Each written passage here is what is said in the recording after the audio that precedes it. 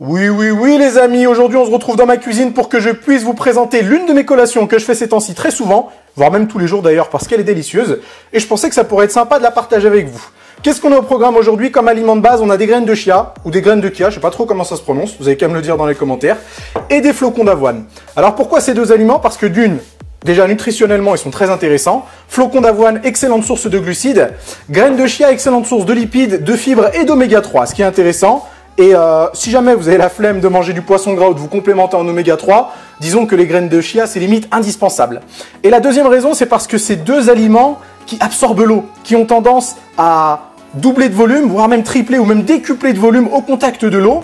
Et du coup, ça vous permettra de mieux contrôler vos calories tout en étant un maximum rassasié. Et moi, du coup, vu que je suis en période de sèche, ça me permet d'avoir le ventre plein sans trop exploser mon apport calorique. En plus, je fais le plein de bons nutriments.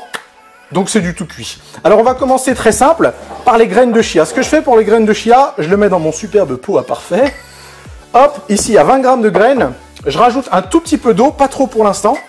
Et ce que je fais, c'est que je les mélange. Et ça c'est très important parce que si vous ne les mélangez pas, si vous les laissez juste reposer, elles auront tendance à moins absorber l'eau. Et vous allez voir qu'au bout d'un certain moment, ça va former une espèce de gel.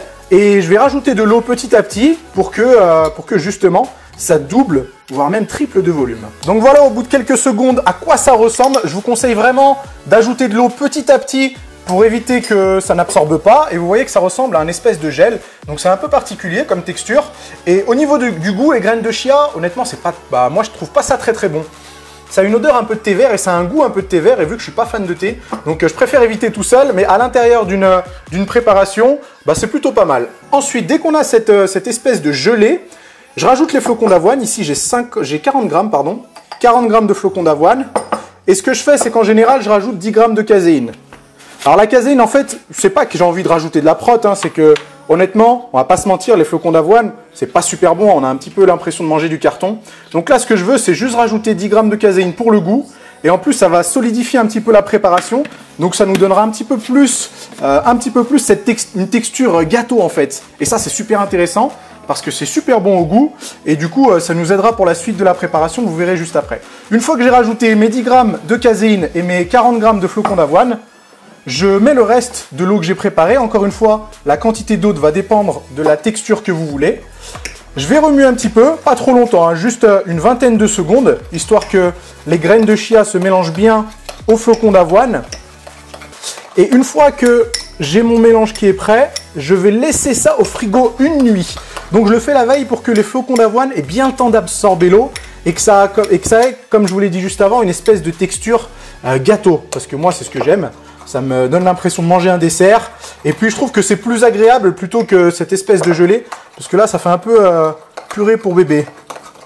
Ensuite, qu'est-ce qui va se passer? On va rajouter mon fruit préféré, de la framboise. Ici, j'ai 170 grammes de framboise congelé, c'est important. Et qu'est-ce que j'ai à côté? J'ai un blanc d'œuf, donc 40 grammes à peu près. Je l'ai pesé, hein, comme ça vous permettra de bien reproduire la recette chez vous. Et en fait, ce qu'on va faire, c'est qu'on va faire un espèce de sorbet. Et pour faire justement cette espèce de sorbet, il faut que les framboises soient congelées pour donner cette texture un peu glace. Et justement, on rajoute le blanc d'œuf pour donner un petit peu de solidité à la préparation pour qu'on ne se retrouve pas avec un jus de framboise en fin de compte. Donc, ce que je fais, c'est que j'ai mes framboises dans mon petit récipient, je verse mon blanc d'œuf à l'intérieur. Moi, j'achète le blanc d'œuf en bouteille, hein. Donc il est pasteurisé. Je ne sais pas si ça change quelque chose d'avoir un blanc d'œuf frais, mais en tout cas, vous savez qu'il y a un blanc d'œuf. Et ensuite, j'utilise mon petit robot qui va bien. Là, on discute, les amis. Et je prépare un petit peu ça. Vous avez vu un peu le cuistot que je suis? Je crois que je commence à faire des progrès, hein. Attention, ça va faire du bruit. Ok, après quelques secondes de mixage, je pense que niveau texture, là, on y est presque. Oh, franchement, ça a l'air délicieux. J'ai déjà envie de mettre ma tête dedans. Franchement, c'est pas un coup, un de ces quatre, vous allez me retrouver sur M6 à faire des pâtisseries avec Cyril Lignac et Mercotte. Je pense que ça va envoyer du très lourd. Alors, la suite, qu'est-ce que c'est? La préparation est presque prête. Vous avez vu, ça a bien solidifié, ça a plus trop cette texture de gel. Donc, c'est parfait. Ce qu'il me reste à faire, verser mon sorbet. Regardez un petit peu la texture. Oh là là là là. Verser mon sorbet framboise par-dessus ma préparation avoine, graines de chia. Alors franchement, si vous vous régalez pas avec ça, Je sais pas ce que je peux faire pour vous, hein. Ça me donne limite plus envie qu'une glace Ben Jerry's. Bon, je rigole. Rien de mieux qu'une bonne peanut butter cup. Mais là, on est sur quelque chose de bien diététique. Ah, il y en a certaines qui sont pas bien mixées au fond. Bon, c'est pas grave. Si jamais vous reproduisez ça chez vous, essayez de bien mixer les framboises pour que vous ayez quelque chose d'homogène. Et traînez pas trop parce que si ça commence à fondre, ça va vous donner plus une texture liquide. Non pas que ce soit mauvais, mais disons que ça aura une moins jolie gueule, quoi. Hop! On essaye de faire quelque chose d'un petit peu bien en mode couche de différentes couleurs. Oh là là, c'est texturé! C'est joliment organisé tout ça. On est presque à la fin. Qu'est-ce qu'on rajoute pour finir? J'ai concassé quelques noix de cajou ici. 20 grammes de noix de cajou, c'est pour le croquant. Comme ça, on a différents jeux de texture, pardon. Et au moins, on a quelque chose non seulement d'appétissant, mais qui peut nous satisfaire. Oh là là, regardez-moi ça, la décoration du siècle. Alors, les noix de cajou, c'est des noix de cajou naturelles que j'ai achetées en boutique bio. J'ai eu la flemme de les faire griller, mais honnêtement, si vous avez le temps de faire griller des noix de cajou, nature, au four, vous les mettez quelques minutes, ça donne un bien meilleur goût. Et voilà le travail.